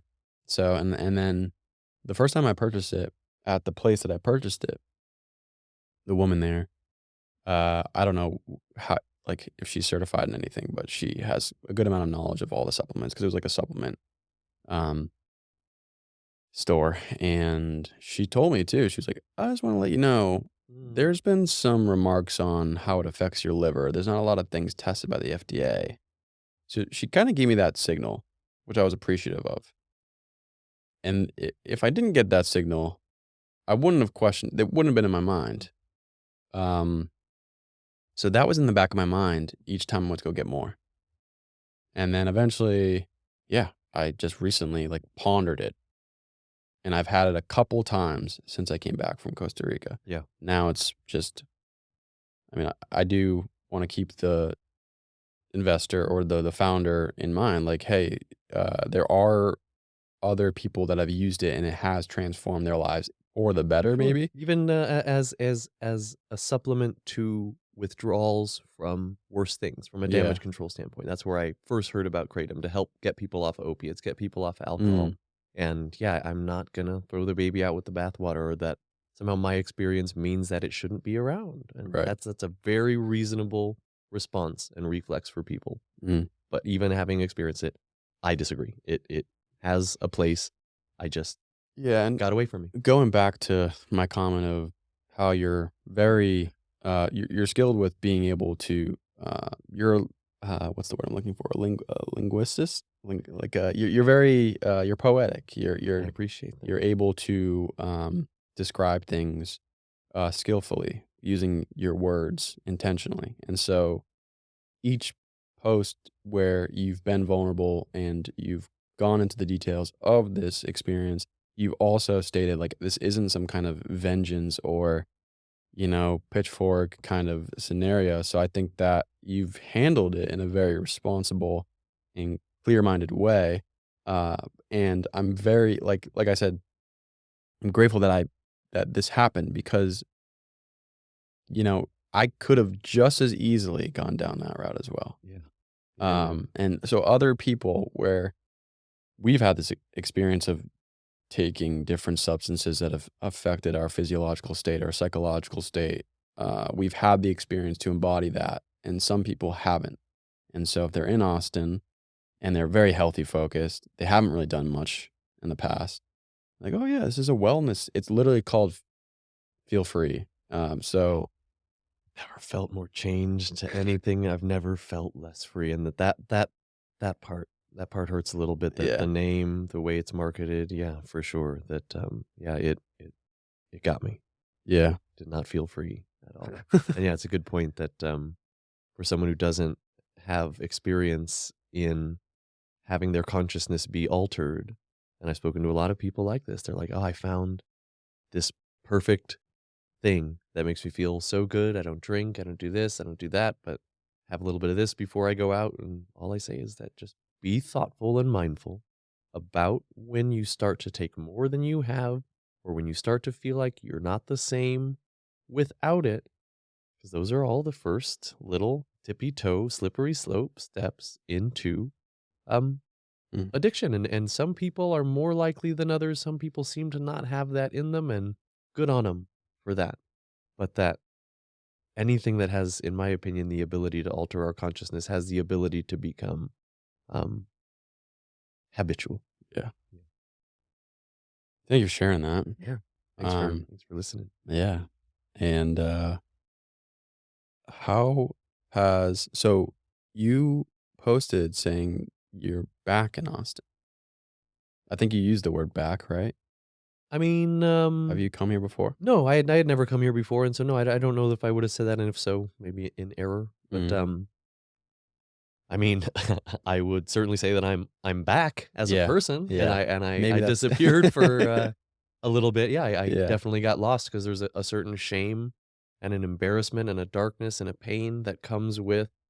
Um, it's not my first bout of addiction. It's just I thought I was on the other side of it insofar as, well, yeah, I'm not meeting anybody in alleys. I'm not getting any of the Right. things that you hear so much about. I'm taking a product I know about. It's available legally. I bought it at the produce stand. And so yeah, there was a little bit of shame in I got got Yeah. again by my own choosing. And so yeah, there I absolutely and I don't want to use social media as this like benchmark for feeling good. Rather, it can very much take up too much of our time. But I do like sharing my earthly experiences with the Mhm. world and to look back on it. I mean, maybe like 10 times in the course of a year was I willing to share what was going on. It was kind of vague and like, hey, look, it's dogs being cute because I don't really want to share Yeah. what's Yeah. going on with me because it's not good. And it would take somebody very close to me to notice that habit pattern. And that was what a lot of people said. They're like, I had no idea.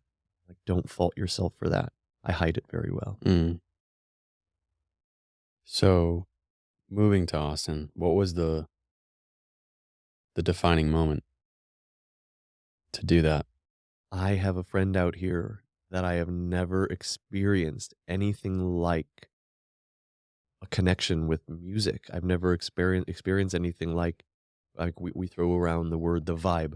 I've never experienced it more strongly than with my friend Dylan. And upon landing on the other side of this, there's an entirely different side of me than what people know.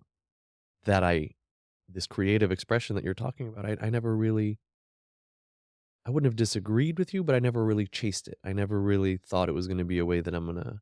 You kinda did though. So hold on. That's fair. You kinda did through photography, through the way that you navigated and train these dogs and the poetry that you use in the posts, like, you are an artist, and you were an artist. That is fair to say from an outside perspective. From my I didn't perspective, yeah. feel that way, Okay. and to look back at I was looking at, my journal from 10 years ago. Yesterday I was, 'cause I found it, I'm like, "Oh, shit. Yeah. What did I have to say 10 years ago?" And there were these little tidbits of, "Boy, I need to get back to learning the piano. Oh, I really like to sing. I really would rather be doing music." And Yeah. so that's what this all did for me. It put on a razor's edge. There are things that I love that are not of my choosing. There are skills that I have that were bestowed upon me, and it is incumbent upon me to maximize those things for me. Yeah, for everybody. Like the things Mm. that we are good at and that we love, we didn't choose them. We can get better at them and we can expand on them, but we have this responsibility, in my opinion, of sharing the things that make us who we are. Like the way the term snowflake has been thrown around as a pejorative, like, no, that the thing that makes me, me, and you is that while humans and inevitably similar, the things that make us different from each other is what defines us as this person, and things that make me, me.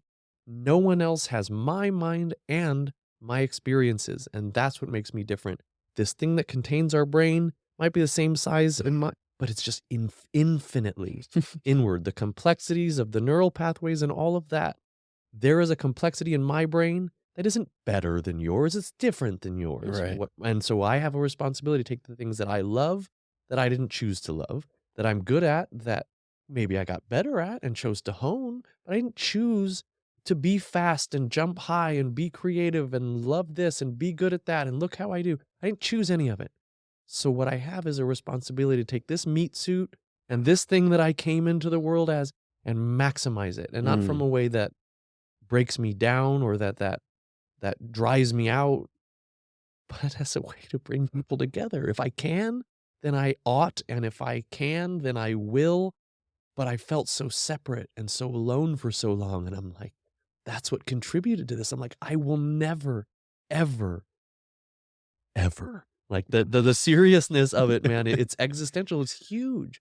That being coming that close to whether it's death or the most amount of suffering, I will never, ever allow for that again. And so if I'm going to do things that make me stand out, well, maybe somebody needs to see somebody doing that and it'll give them the courage to do the same, Mm. because we have this responsibility to share what I call the shape of our individual puzzle piece and see where that fits into the puzzle of culture and people and the earth, because who we are in isolation is not the same, or is not fully in high resolution versus who we are amongst people. Mm. And that's why here in Austin, I could tell this was a cultural hotspot. Here at Squatch specifically, I didn't have many friends out here. I didn't plug into a social scene very well. I'm like, look at this place. I like lifting weights, sure, but this place has something different going on, and I'm gonna go here because there's young-ish people all, yeah, we're all trying to look some kind of way from lifting weights to a certain degree, but that's part of a healthy lifestyle. Look at all these people getting shit done, realizing that lifting weights and exercise and community are vital parts of a healthy human Mm. being.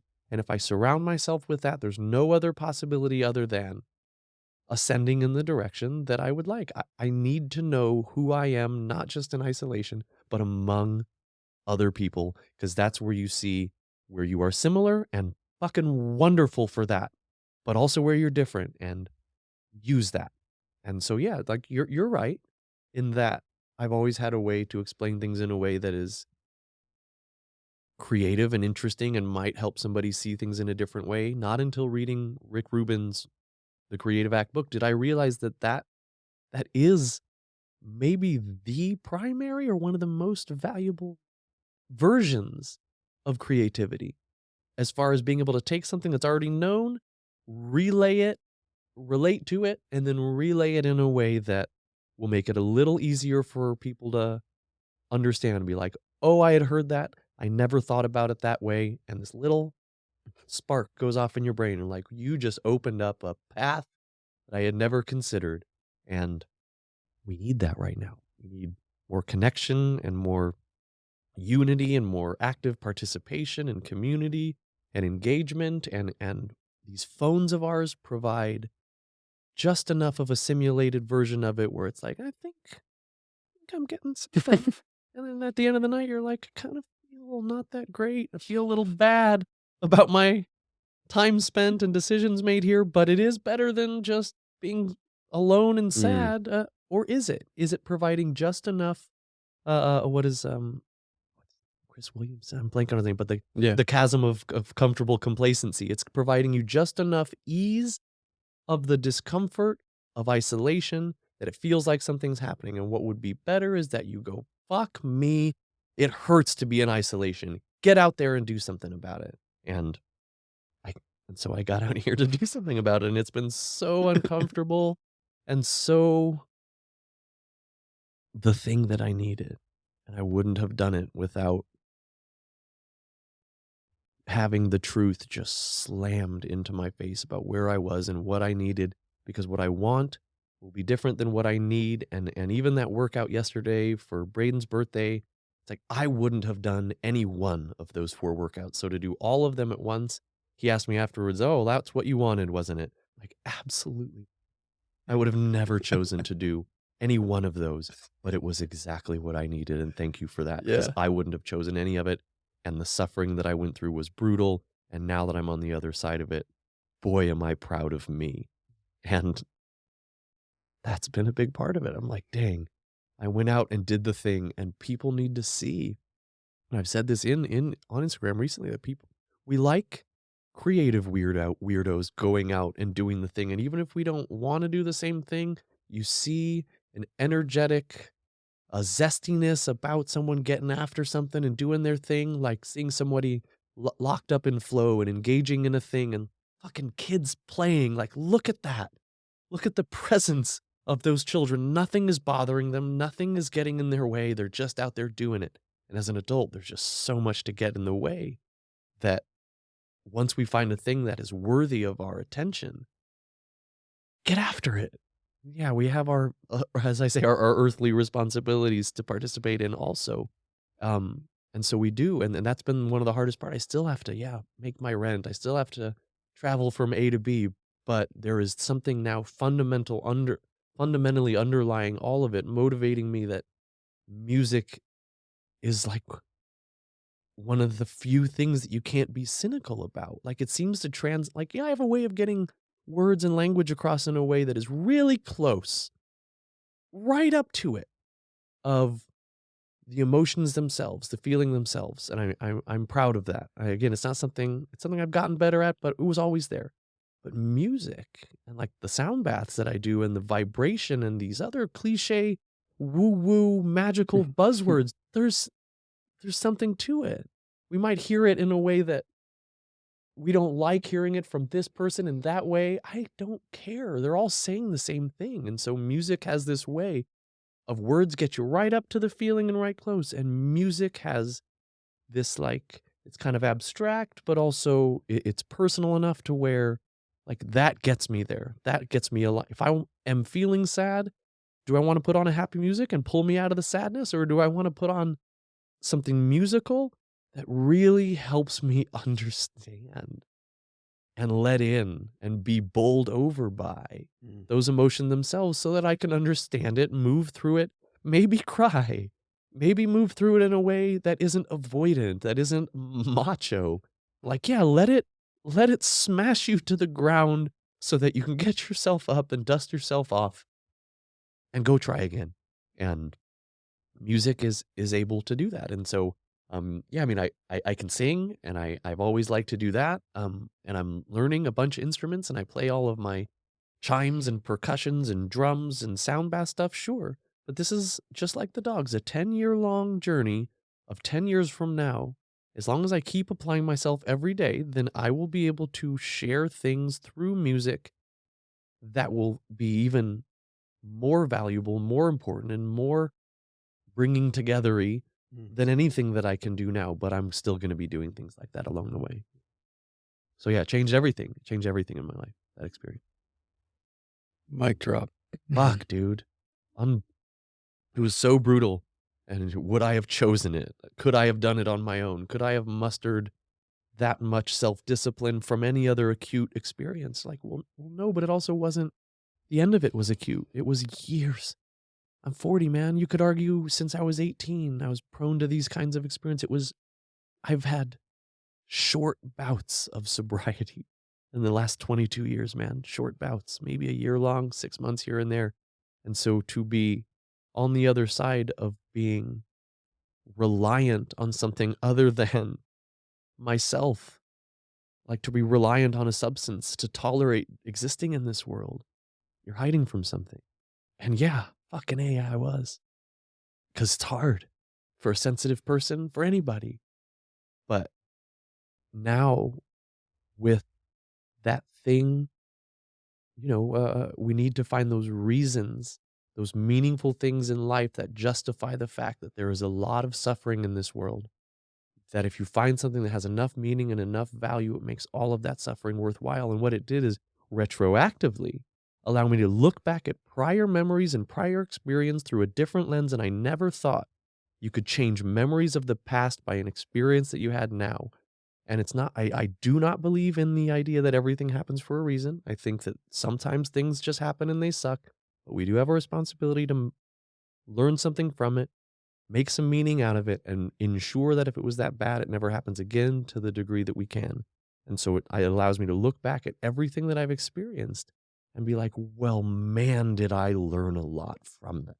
And to be able to apply those experiences and those emotions and those felt experiences to that so that very same thing that you're saying, that I can say information and it's digestible and it's relatable. Well, I can do that with music too. And music hits a little harder because like there's people that listen to the way that I talk and the way that I do things, and they're like, it's a bit much. I'm like, yeah, we're not, we don't vibe together. That's fine.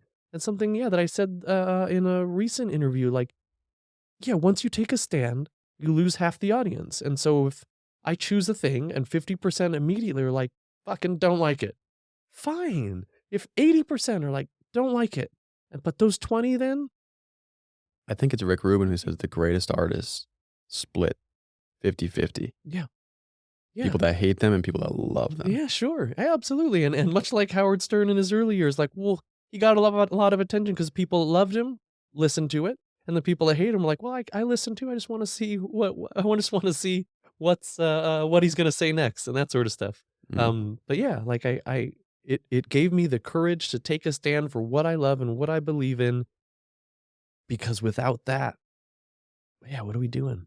What are we doing here? Wow. Almost cried tears of joy there. Me too. I do a lot of crying these days.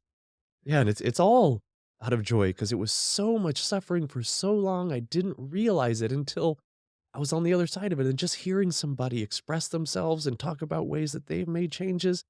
I have now, because of that extreme end of suffering, a relatability with not all, but so many painful human experiences, that my level of empathy and my ability to really understand the difficulties of what somebody is going through, having experienced it myself, has been elevated. And it allows me to use another overused phrase, to hold space for people, to be kind with people, to sit there and not just be received, but also receive, which I was never really that great at. But I like hearing people's, what they're passionate about, what they've struggled with. It really cracked me open, man, in a way that I'm fucking so grateful for Yeah. it. And you brought up Chris Williamson. He's had a Yeah, few clips. did I get the name right? Yeah, Yeah, he's wonderful. He's had a few clips. He's Yeah. been blown up in his podcast, but he Yeah. had a few clips where he talks about the individual that has maybe a nice relationship with his girl and Yeah. has a decent job, but it pays the bills, but it's not so fulfilling. That's really driving him and making him the most optimal, unique version of himself, right? But because it's good, right? You Chasm of don't, yeah, comfortable that chasm, you just complacency. don't Yeah. get through the inertia of like, this is so. The other Noah, he talked about this. He said, he went through a relationship, and that happened with me. And there's these great difficulties in which you face, and you learn. It's just the best learning lesson. There's no other way to go about Sure seems your like it. path. You're forced to learn in Yeah, a the way. pressure, the squeeze, the Yeah, difficulty, the I like pain, the that. suffering, you need to fall flat on your face. Like, but to a certain degree, if you really pressed people, they know that. But They won't do like, yeah, it. who would choose it? Who would choose it? It has to be bestowed upon you, or it has to happen out of nowhere, that thing that hits you unexpectedly, whether it's the death of a loved one, something dramatic and horrible, we don't generally we're not generally willing to choose that level of discomfort. And then and I want to say this in a positive light, then it comes back to something Goggins like again, where it's like, all right, that dude goes super hard for sure.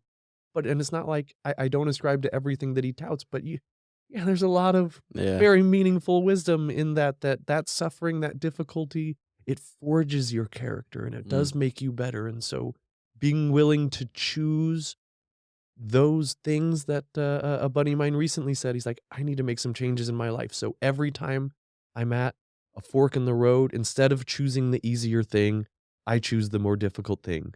And like he's 24 years old. And I'm like, dude, are you aware of what you've found there? Like, did you just stumble upon that? Did you read that somewhere? He's like, I don't know. I've done it before and it kind of made my life better. I'm like, yeah, that do that for a while until until you're proud of what you've done for a while, because that voice that says, "Just do the easier thing."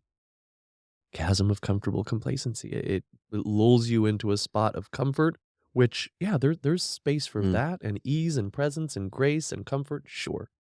But when you need to make some changes in your life, it's time to start looking at the places in which you choose to be soft or you choose to be weak, and yeah, maybe choose another route. And yeah, there's argument can be made on both sides of that, but it worked for me. The triple C. I like that. Yeah, The yeah, chasm of comfortable complacency. yeah. It's one of those like things that could easily have been a Noah-ism, and I have a lot of them. Like, dang, Well, he wins at that one. that's something that actually I think we could segue real quick. Yeah, You had a quote in your one of your Instagram posts, yeah, and it went along the lines of sometimes our own growth is hindered by outdated ideologies, beliefs, and structures arbitrarily adhered to since before we were able to think for ourselves. A periodic or even frequent glance back inward to reassess can be so very beneficial. yeah, dude. There are things that I do as a 40-year-old that I never even reflected back on. That was a choice that I made to keep me safe when I was 6. Yeah, Like, right. you think I or you are alone in that? We make these decisions to, especially if you're sensitive, to keep us safe at the time. You can call them a coping strategy, mechanism, whatever. That at the time, it served you. And then you can look at yourself as an adult and be like, why would I keep doing that? It's not serving me anymore. Like, hey, man, be kind to you. There was a Mm, time when without that, yeah. you don't really know how dark it could have gone, and you needed it at the time. And if it's not, and even if about healthy or unhealthy, as far as you're just kind of reacting as a child, but as an adult, if you don't take a look back at these diversions in thought that you made as a child to keep yourself safe when your needs weren't met, and if you're still doing them as an adult, it's worth Mm, looking back at them. And mhm. it's hard because it's like looking at this thing that you, I wouldn't say fell in love with, but that it was a necessity, like an existential necessity as a child, that you chose to feel this way or think this way because you, yeah, like your needs, whether it was emotional, whether it was safety through emotions, your needs weren't met. And you're like, so now I do this if that comes up. It's like, well, through therapy, you start to undo some of those and realize there's another way, and realize that as an adult, you're gonna have to be willing to say farewell to a thing that was absolutely necessary, maybe for decades. Mhm. But as soon as, like that apprenticeship, as soon as it starts to hold you back, you then have a responsibility to look back and say, all right, well, let me find another way. And Yeah, that's hard because now you know that from that point forward, now you got a lot of that work to do. I 100% agree. And I've learned from people in my life that are older and they haven't done this. And, or at least they haven't done it to the extent that they need to. And because they haven't done it, there are consequences. So you said earlier, in your opinion, it's our responsibility. Well, I think that was for strengthening your natural capabilities. But I think it also, in my opinion, it's your responsibility to make these um, frequent uh, reassessments. Because if you don't, and this is kind of recirculating back in the beginning of our conversation, Yeah. they come out Yeah. regardless. And so if you know that, if Yes. you know that if you don't address this as a responsible person, Yeah. you're going to address it still irresponsibly, Yeah. irrationally. Yeah. Randomly, unexpectedly. I think Bill Burr has a joke about it that just one day you walk by and punch a picture of your family. Like, where the fuck did that come from? Like, just, it's gonna come out. You know it in here, but when you embody it and it comes out in that horrible way and you look at yourself like you're a monster, you're like, oh, I guess it's time to do something about it. Yeah, it does. It does. It Oh, does shit. reveal its ugly self in ways that, yeah, or and I've joked around about this, but I don't know if it has any truth to it, or like it plants this like cancerous seed of resentment at the base of your skull that festers and turns into, yeah, I mean, pain, trauma, disease Mm, later. I can't vouch for that scientifically, but it I makes an believe it. intuitive sense, does it not? Well, I mean, the past few episodes, I've relayed that what's top of mind for me is Joe Dispenza because it's a book that I recently discovered after my ayahuasca retreat. Yeah. And Becoming Supernatural is one of his books. And he has, I think, 2 to 3 chapters that are literally called case studies in which these people he taught like he runs through this woman or this man that has gone through terrible physical limitations, ailments, just just and it gets into detail on how they're enduring these physical illnesses, right? And they go to these conferences that Joe Dispenza has, and these conferences consist of internal healing. In a way, it's meditation, and he runs through all these. So it's like he goes through these different meditations. There's like 3 or 4 in the book, but then in between, it's like these anecdotes of case studies. And so what you just said, it's like if you don't handle your internal things, it actually does cause physical ailments, which is something that's really considered mystical Yeah. within the rational Western There's that United space States, for it. Yeah, right? yeah, yeah, yeah. And so, oh man, what a world would it be if we scaled that? Yeah. Yeah, yeah. So on that same note, this is something that I learned a few years back, and I would like to thank, blanking on his name, former massage therapist who, you heard when you're stretching that you, let's say, this is a commonly thrown around, that you store emotions in your hips. The body Like keeps the score kind of thing. Yeah. that, so that as an idea, again, there is no space for this in our modern systems, so to speak, but I heard it described in a way where I think people could really relate with it. Okay. So, as opposed to imagining that there are laughs and sadnesses in those hip bones, we are structurally dopaminergic creatures where, take the lobster Jordan Peterson reference, that their posture is directly reflected to their place in the hierarchy, their confidence, their uprightness, whatever. So if we start to experience things in such a way that cause us to feel negative emotion, well, we do start to bow over. We do start to not have our shoulders back, and we do start to, like, our emotions seem to affect our posture. Mm. And I don't think there's any argument in that. Hmm. And so, if we start to move in such a way that aligns with how we're feeling, and how we're feeling is not great, then as you expand out, so let's say hunched in and not feeling that great, upright, confident, shoulders back, and let's use the hips as the example. If you are feeling your emotional barometer felt through the structure of your body, then when you choose to open that up again, you don't need to see that there are sads and happies in your emotions.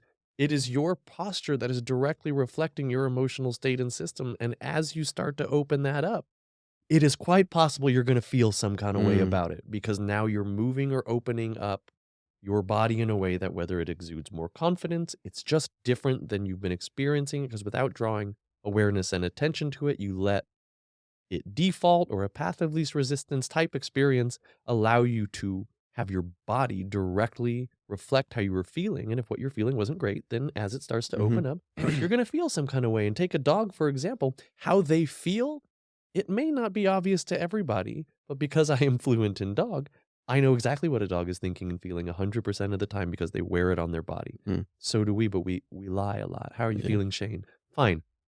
You might not be fine, just don't want to talk about Right. it. So in that same way, a dog never lies about it. I know what they're thinking and feeling. That tail, their ears, the ridges on their forehead, Mm. what their mouth is doing, what their eyes are doing, the arch of their back, all of that, leaning forward, leaning away, all that. We're still an animal, and so we are posturally related to our emotions. And so imagining that, yeah, the idea of having your emotions in your hips, it seemed to be true in some kind of way, but having it to me, Absolutely. having it be explained to me that way as a postural representation of how we were feeling, and if we were keeping everything in, then as soon as it comes out, and that you could say that about, yeah, that kind of posture too, that it Yeah. does feel, oh shit. Yeah, all of a sudden I'm a little taller. I feel some kind of way Yeah, about it. yeah. And in the opening up, we seem to fall inward on ourselves. Literally, like Mm. emotionally, sure, figuratively, maybe, but physically, it all starts to hunch and be Yeah. small and to open it up and expand. Not only you could say it feels better, but if you're not used to feeling those kind of things, it could be scary, it could be painful, it could Yeah. be emotional, uncertain. Yeah, and so hearing that like, "Oh, you keep your emotions in your hips," I'm like, I just imagine this, like, bag of emotions in your hips, and like, I don't know. I don't think it's got it. But then hearing it described that way, I'm like, Well "Oh, well, let me yeah, just provide you with a very recent event that I yeah, went through. My yeah." friend, um, guided this too. It was, somatic breath work. I've never done so I've done, recently I've been doing Wim Hof, uh, Can I pretty interrupt briefly just because I think that word is thrown around so much? As I understand somatic, it's of or pertaining to bodily yes, experience. yes, yeah, Because I think that that gets thrown around so frequently, if someone doesn't know, they don't really wanna go out yes, of their way to ask, but yeah. pertaining to the No, body. thank you for that Yeah, yeah, context. yeah. Um, and so, yeah, I've been doing Wim Hof, breath work every day recently, like, it's one of the behavioral patterns I've molded since, um, coming back from Yeah, my something to retreat. bring into your human Yeah, experience. it's been something that I value, very much so, and I can get into the details of that maybe in the future, but, um, my friend was able to lead me into a somatic breathwork experience where you're lying down on a mat. It's about an hour long. There's some music, but mostly you're breathing through your mouth and pretty profusively at a fast pace. And holy shit, doing this, and he guides it, and that's what the facilitator does is they guide with prompts, right? Mm, So, you do want to have a sense of trust with that facilitator as well, mhm. and which I did. And the beginning is a little jarring at times because you're breathing so fast and you're feeling the tingling in your Yeah, yeah, yeah, palms yeah. and That's true, your I've never heart's landed on the other side of that. So, yeah, you yeah, just keep going it doing yeah. it, and you just end up Oh, investigating yeah. inwardly. Yeah. And so my heart rate went up pretty quickly, but what happened after was much more the energy and the colorfulness of it is much more pronounced than it was with any of my regular habitual Wim Hof sessions. And essentially, what happened was I laughed hysterically. Mm. I like in the middle, and at the end, Did that feel like just something that needed to come something that out? just needed to come out. I've never been a very I've never been a violent person.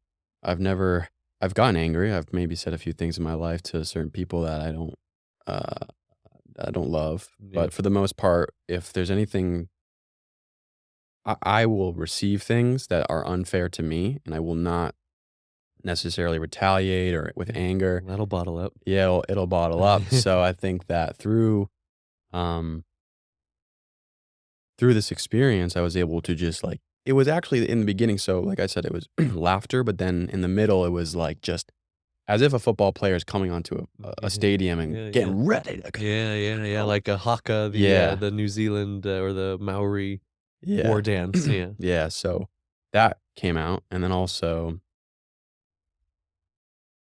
then it was anger too. Yeah, It was like, sure. like all the things that we just discussed about COVID being bottled up, and then Could you feel years. it as that? As, like, specific, or was it general anger? I mean, there wasn't a lot of conscious thoughts that Yeah, really appeared, sometimes here and there, but for the most part, I think it was a lot of the things that I've observed and witnessed and felt throughout COVID, and then also yeah, years and years and years of things that have been bottled and not expressed or felt. And so, um, that was released, and then towards the very end, I just cried. yeah. Hit, like, belt out crying, and man, can I tell you, holy shit, that felt amazing. I walked the next day, I was walking downtown in Austin because I had to go to work, and we did this on a Sunday, so I it was a or sorry, we did this on a Tuesday, and whatever, this is irrelevant, Yeah. but the next day, I was walking downtown, and I texted my buddy, and I was just like, "I feel it when I walk." Lighter, Lighter. lighter, like, almost like it pertains to weight, but it's like soul weight is what I usually Yes. call it. Yeah, it's I mean, alleviation of yeah, pressure and some people, to grow accustomed to. yeah, it was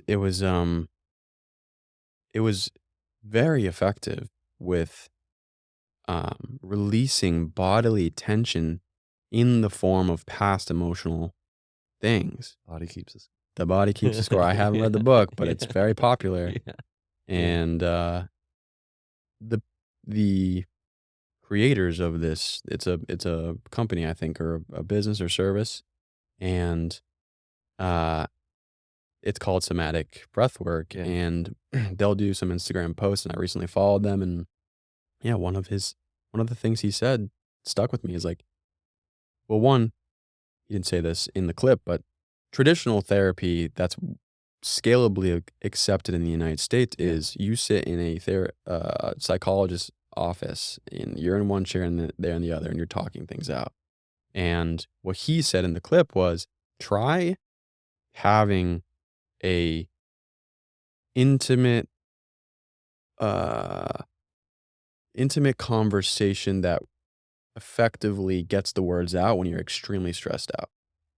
It's not easy. It's actually probably ineffective yeah, because you're storing yeah. so much, whatever it is, fear, anger, Tension. tension in your body. So just trying to like verbalize something, it's kind of like what you were saying with dogs. It's like you're saying certain things, but your energy's not aligned with what you're saying. And so if you're trying to go to therapy, talk therapy, and you're saying, "Yeah, I'm feeling pretty good. Like I got a raise, and the relationship with my wife has been pretty good." And Yeah, it's all a little thin. Yeah. it's like, is it really? It's like going back to Bill Burr. My dad loves Bill Burr. There's a joke he has where he's like, I talked to some of my buddies. They're a husband. They got a wife and kids, and I go up to them every once in a while. It's been a while since I've seen them, and I'm like, how's your relationship with your wife doing? He's like, yeah. Yeah. Like they've got some fucking Yeah, I like a got heart. something to say about it. There's someone to say it. Going really well. Yeah, Like yeah, they're yeah. suffering from pancreatic cancer. Yeah, yeah, that high pitched, covering it all voice, you know? Yeah. And Yeah. so people clearly, Feel some kind of way, yeah, and still find a way to mask it. Yeah, like, I've had some arguments with, an ex in particular where I didn't realize the degree to which I was coming at her with some of this. Like, "Listen, we're gonna figure out, this is how I'm talking regular to you," and she's like, "I am not gonna talk to you yeah, when you talk." I'm like, I'm being just fine and normal and regular." She's like, "No, you're not." And then, yeah, you feel this, like, down regulation of your nervous system, and then, like, yeah, it was either fear or pain or sadness or defensiveness, and it's like, "Oh, you mean we could have a conversation about disagreement at this level? Like, I feel like I really need to yeah, get some shit across to you yeah, in a way that apparently is intimidating and angry and like my dad did." And I'm like, "Oh, hadn't even noticed. Thank mm, you for pointing out and using the leverage of my love to point out how just dreadful I was being." yeah. Well, oh man, I feel like I was saying to Yash in the beginning, we could talk for Yeah, all 8 hours of that's bandwidth true. here. I underestimated that. Um, Noah, I genuinely, from the bottom of my heart, appreciate you and appreciate this conversation. And Thanks, man. I That look was forward nice. to growing our friendship. Yeah, me too. And there's a few events that my friend is trying to coordinate, like small creative back in the in the backyard events that I'd love for you to join. Yeah. And Yeah, I think it would be great to share where people can find you, excuse me, find you on social media, and I'll link it in the show notes. But Yeah. if you just want to express anything else or just fully express what you've got going online. Yeah, I mean, a big part of this transformation has been being okay sharing the things that I feel important rather than catering it to what I think people want to hear or Right. see. And then that's the creative dilemma, like in its essence. And so now it's like, as Rick Rubin says in the creative act, the audience comes last, and that kind of rubs people the wrong way a little bit. It's like, well, I'm not doing this for you. I'm doing this for me. And if it affects you, then great. And if it doesn't, maybe another one will, or maybe we're not Mm, affecting each other that way. mm, And that's okay. But that making sure I just share the things that I feel and that I'm okay with that. It sounds, it's like, again, a cliche, like we've heard it 1,000 times before, but it's very different to know it in your head than it is to enact it and do it in real life. And so, yeah, my Instagram is Urbeezy, Urbeezy. Noah Joseph is what it's under. My last name is seems to be confusing for people, so Joseph is my middle name.